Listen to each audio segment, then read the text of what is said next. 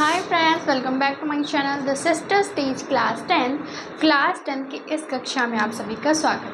तो हम पढ़ रहे थे लाइफ प्रोसेस यानी जैव प्रक्रम।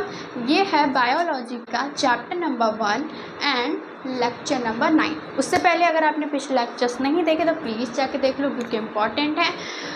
तो पिछले लेक्चर्स में हमने लीवर के बारे में बात की थी, उनके कार्यों के बारे में बात की थी।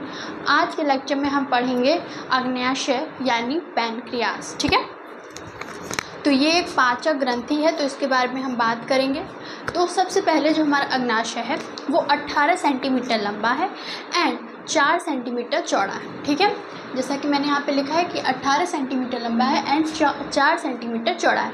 आप देख सकते हैं यहाँ पे आपको अग्न्याशय का डायग्राम दिख रहा होगा। अग्न्याशय जो होता है वो पाचन में सहायता करता है। तो कैसे सहायता करता है? तो अग्न्याशय अग्नाशयी रस बनाता है, जिसके वजह से हमारे पाचन हो पाता है, हमारे खाने का पाचन हो पाता है। जैसा कि मैंने यहाँ पे लिखा है कि अग्नाशयी रस बनाता है। ठीक है, कौन? अग्नाशय बनाता है। और ये जो अग्नाशयी रस होता है वो बिल्कुल रंगहीन होता है, इसका मतलब कलरलेस होता है, इसमें कोई भी कलर नहीं होता है। ठीक है, तो अब क्या होता है, अग्नाशय से अग्नाशयी रस जो बनता है उसे लेकर अग्नाशयी नलिका, जैसे कि मैंने यहाँ पे लिखा है अग्नाशयी नलिका, ये कहाँ पहुँचती है? ये पहुँचती है ग्रहणी। अब ग्रहणी क्या होता है? ग्रहणी बेसिकली हमारी छोटी आंत का पार्ट होता है। ठीक है, प्रथम हिस्सा होता है वो, उसे हम क्या कहते हैं? ग्रहणी कहते हैं। तो वहाँ पे पहुँचती है अग्नाशयी रस लेकर कौन? अग्नाशयी नलिका। ठीक है, तो अब जैसे ही वहाँ पे पहुँचती है वहाँ पे पाचन क्रिया स्टार्ट होगी। अब देखो, अब हम पढ़ेंगे भोजन के पाचन में अग्नाशयी रस के कार्य।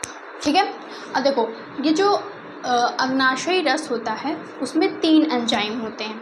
कौन कौन से? इमाइलेज, लाइपेज एंड ट्रिप्सिन।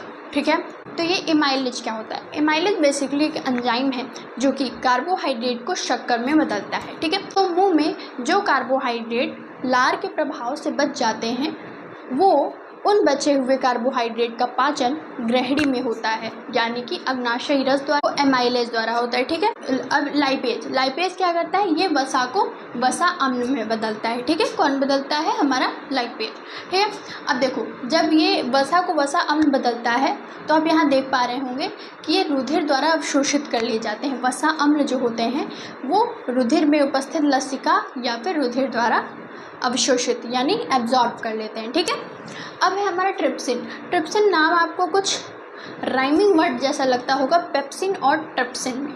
ठीक है, तो हमने बताया था आपको कि पेप्सिन जो होता है वो भी प्रोटीन का पाचन करता है और ट्रिप्सिन दोनों एक जैसा नाम लग रहा है, तो ये भी प्रोटीन का पाचन करता है, यानी प्रोटीन को अमीनो अम्ल में बदलता है। ठीक है, अब देखिए नीचे एक बहुत ही इम्पॉर्टेंट पॉइंट है।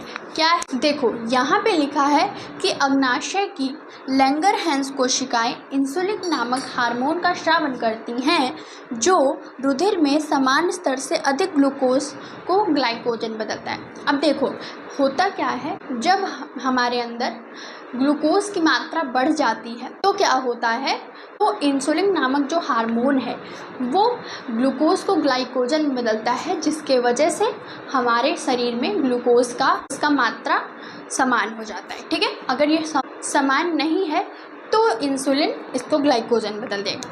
और देखो अगर कभी ऐसा हो कि अग्नाशय द्वारा इंसुलिन कम बनने लगे तो क्या होगा? तो देखो ऐसे में क्या होगा कि जब इंसुलिन कम बनने लगे यानी ग्लूकोज की मात्रा अधिक हो जाए तो हमारे यूरिन के साथ वो ग्लूकोज भी बाहर आने लगता है, जिसे हम क्या कहते हैं? मधुमेह रोग। क्या कहते हैं? मधुमेह रोग।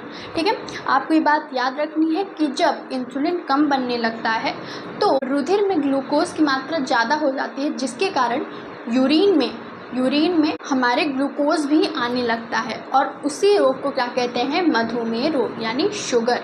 ठीक है,